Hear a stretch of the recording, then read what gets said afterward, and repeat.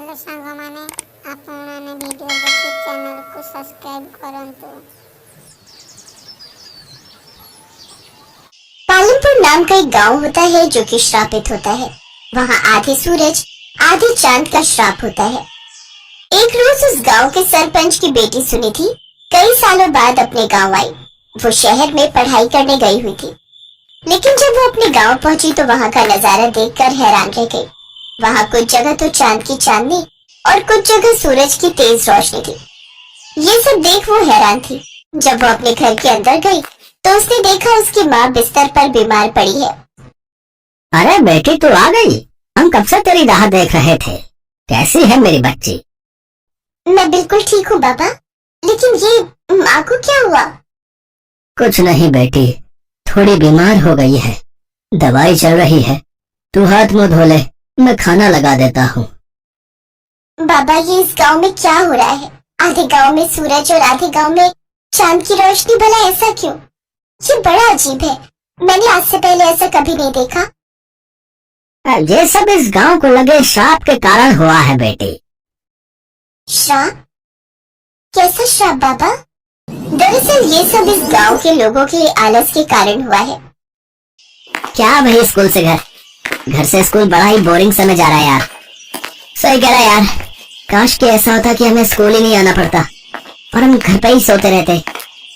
वो दोनों रास्ते में बातें करते हुए घर जा रहे थे कि तभी उस रास्ते से गुजरने वाले उन साधु बाबा ने उनकी बातें सुन ली।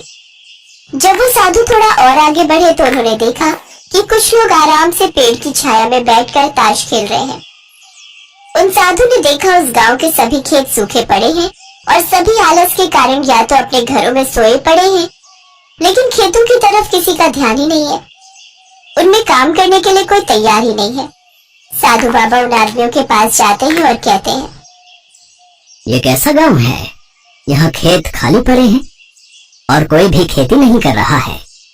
सबके सब या तो आलस के मारे सोए हुए हैं या ताश खेले जा रहे हैं। इतनी धूप में कौन खेती करे?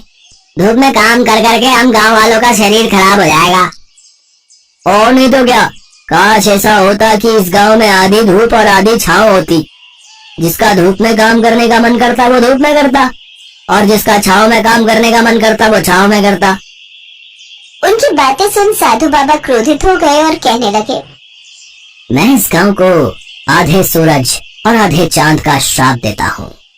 जब तक इन गांव वासियों को कुदरत के नियम का एहसास नहीं होगा, ये गांव ऐसा ही रहेगा।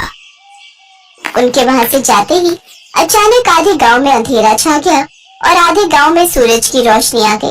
उठ जाओ बच्चों, स्कूल नहीं जाना है क्या? लेकिन मम्मी, बाहर तो अभी अंधेरा हो रहा है, हम स्कूल कैसे जाएं? बस आ गया, अब स्कूल नहीं जाना पड़ेगा। इधर गांव की जिस तरफ सूरज था उस ओर तेज गर्मी पड़ने लगी। लोग सारा दिन अपने घरों के अंदर रहने को मजबूर हो गए। गांव में अंधेरे के कारण स्कूल बंद कर दिए गए और हर समय सूरज की रोशनी में रहने के कारण उन्हें लू लग गई और लोगों की तबीयत खराब होने लगी। तो वहीं जिस तरफ चांद की रोशनी थी, वहाँ के लोग विटामिन डी की कमी के कारण उनकी हड्डियों में दर्द रहने लगा और वो भी बीमार होते चले गए। तभी कुछ गांव वाले सरपंच के घर भागते हुए आते हैं और उनमें से एक कहता है, जल्दी चलिए सरपंच जी, मेरे बेटे की तबीयत खराब हो गई है, उसे अस्पताल लेकर जाना है। जब वो अस्पताल पहुंचते हैं तो वहाँ के डॉक्टर उनसे कहते हैं, देखिए, हरदम धूप में बैठे रहने के कारण बच्चे को लू लग गई है, जिससे इनकी हालत खराब हो गई है। मैं अभी कुछ दवाइयाँ दे देता हूँ, इससे इन्हें आराम आ जाएगा। तभी वहाँ खड़ा बिरजू अचानक लड़खड़ाने लगता है और नीचे गिर जाता है। डॉक्टर उसका चेकअप करते हैं तो पता चलता है कि विटामिन डी की कमी के कारण उसके घुटने गलने लगे हैं। देखिए, अगर आपने धूप नहीं ली तो आने वाले समय में आपके शरीर की हड्डियाँ गल जाएंगी। हमारे शरीर के लिए धूप और छांव दोनों ही जरूरी है। जरूरत से ज्यादा किसी भी चीज का उपयोग हमारी सेहत के लिए हानिकारक हो सकता है। बिल्कुल सही कहा डॉक्टर साहब।